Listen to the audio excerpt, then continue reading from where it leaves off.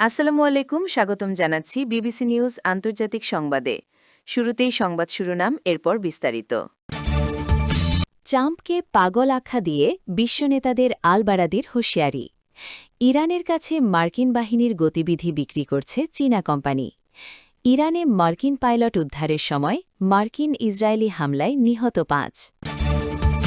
দর্শক, এতক্ষণ শুনছিলেন সংবাদ শিরোনাম। এখন বিস্তারিত।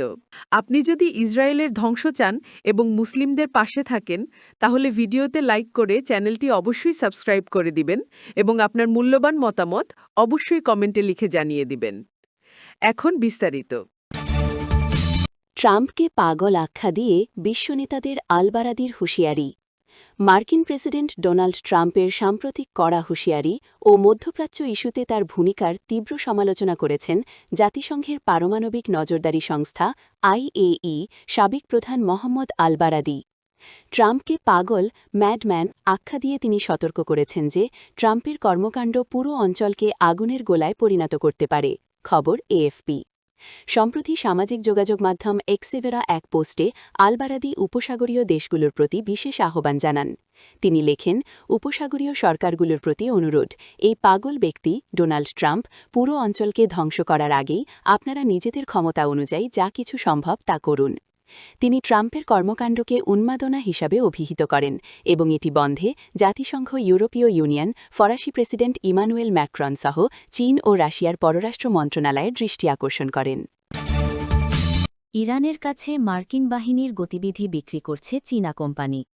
ইরানে যুদ্ধ শুরুর ৫ সপ্তাহের মাথায় সামাজিক যোগাযোগ মাধ্যমে হঠাৎ করেই ছড়িয়ে পড়ে একাধিক ভাইরাল পোস্ট, যেখানে মধ্যপ্রাচ্যে যুক্তরাষ্ট্রের সামরিক ঘাঁটির সরঞ্জাম, বিমানবাহী রণতরী বহরের চলাচল এবং তেহরানে হামলার প্রস্তুতিতে মার্কিন যুদ্ধবিমানের মোতায়েন সংক্রান্ত বিস্তারিত তথ্য উঠে আসে। এই তথ্যগুলোর উৎস হিসেবে উঠে এসেছে চীনের দ্রুত বিকাশমান একটি নতুন মার্কেট, যেখানে বেসরকারি প্রযুক্তি প্রতিষ্ঠানগুলো কৃত্রিম বুদ্ধিমত্তা, এআই ও উন্মুক্ত তথ্য, ওপেন সোর্স ডেটা ব্যবহার করে এমন গোয়েন্দা তথ্য তৈরি ও বিক্রি করছে, যা তাদের দাবি অনুযায়ী মার্কিন বাহিনীর গতিবিধি উন্মোচন করতে সক্ষম। বিশ্লেষকদের মতে এসব প্রতিষ্ঠানের কিছু সরাসরি বা পরোক্ষভাবে চীনের সামরিক বাহিনী পিপলস লিবারেশন আর্মির সঙ্গে যুক্ত। যদিও বেইজিং ইরান যুদ্ধের সঙ্গে সরাসরি সম্পৃক্ততা অস্বীকার করেছে, তবুও গত ৫ বছরে সরকারের সিভিল মিলিটারি ইন্টিগ্রেশন কৌশলের আওতায় গড়ে ওঠা এসব প্রতিষ্ঠান যুদ্ধ পরিস্থিতিকে কাজে লাগিয়ে নিজেদের সক্ষমতা প্রদর্শন করছে।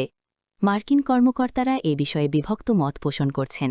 কেউ কেউ মনে করছেন এসব টিউল বাস্তব হুমকি হয়ে উঠতে পারে, আবার অন্যরা বলছেন এগুলোর কার্যকারিতা অতিরঞ্জিত। তবে সবাই একমত, বেসরকারি খাতের এই প্রবণতা ভবিষ্যতে নিরাপত্তা ঝুঁকি বাড়াতে পারে।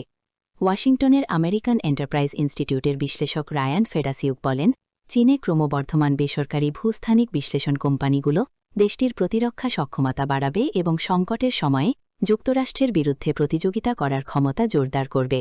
হাংজৌ ভিত্তিক প্রতিষ্ঠান মিজার ভিশন, যা ২০২১ সালে প্রতিষ্ঠিত, পশ্চিমা ও চীনা ডেটা একত্র করে এআই দিয়ে বিশ্লেষণ চালায়। প্রতিষ্ঠানটি মধ্যপ্রাচ্যে মার্কিন ঘাঁটির কার্যক্রম, নৌবাহিনীর চলাচল এবং নির্দিষ্ট বিমান ও ক্ষেপণাস্ত্র প্রতিরক্ষা ব্যবস্থার অবস্থান শনাক্ত করার দাবি করে। তাদের প্রকাশিত তথ্য অনুযায়ী অপারেশন এপিক ফিউরি শুরুর আগে মধ্যপ্রাচ্যে মার্কিন বাহিনীর বড় ধরনের সমাবেশ, যেমন বড় ২ মার্কিন রণতরী বহরের অগ্রযাত্রা শনাক্ত করা হয়েছিল। এছাড়া তারা ইসরায়েলের অবদা এয়ারবেস, সৌদি আরবের প্রিন্স সুলতান এয়ারবেস এবং কাতারের আল উইদেড এয়ারবেসে মার্কিন যুদ্ধবিমানের সংখ্যা ও ধরন নিয়েও বিশদ তথ্য প্রকাশ করে।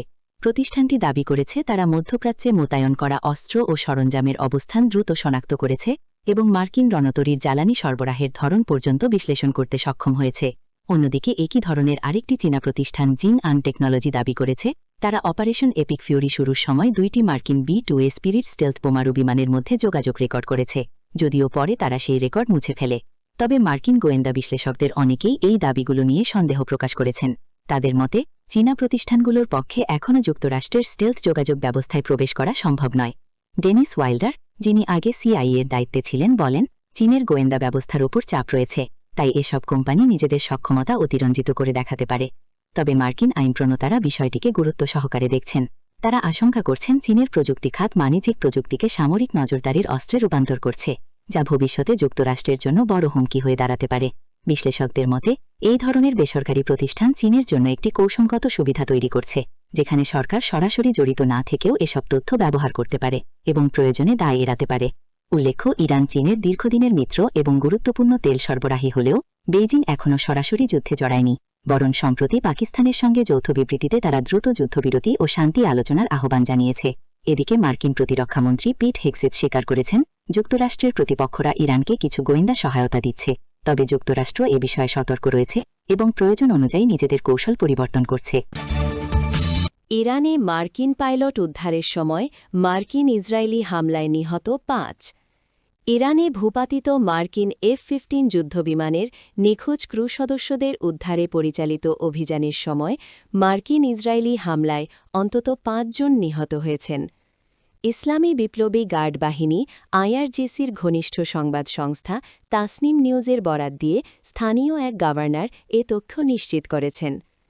দক্ষিণ পশ্চিম ইরানের পাহাড়ি প্রদেশ কোহগিলুয়ে ও বোয়ের আহমাদের গভর্নর জানিয়েছেন, কোহগিলুয়ে এলাকার ব্ল্যাক মাউন্টেন বা কালো পাহাড় অঞ্চলে এই হামলা চালানো হয়। মূলত নিখোঁজ মার্কিন পাইলটদের অবস্থান শনাক্ত ও উদ্ধারের লক্ষ্যে পরিচালিত এই অভিযানে মার্কিন ও ইসরায়েলি বাহিনী অংশ নেয় এবং সেই সময়েই হাতাহতির এই ঘটনা ঘটে। ইতোমধ্যেই ভূপাতিত সেই F-15 যুদ্ধবিমানের ২ ক্রু সদস্যকেই সফলভাবে উদ্ধার করা হয়েছে বলে বিভিন্ন আন্তর্জাতিক সংবাদ মাধ্যম থেকে জানা গেছে। মার্কিন প্রেসিডেন্ট ডোনাল্ড ট্রাম্প এক বিবৃতিতে জানিয়েছেন, এই উদ্ধার অভিযানে কোনো আমেরিকান নাগরিক নিহত বা আহত হননি। তবে উদ্ধার অভিযানের বিস্তারিত কৌশলগত তথ্য বা পারিপার্শ্বিক ক্ষতির বিষয়ে আনুষ্ঠানিকভাবে খুব কম তথ্যই প্রকাশ করা হয়েছে। স্থানীয় সূত্রের দাবি অনুযায়ী ৫ জনের মৃত্যুর বিষয়টি নিয়ে দুই পক্ষের তথ্যে কিছুটা ভিন্নতা লক্ষ্য করা যাচ্ছে।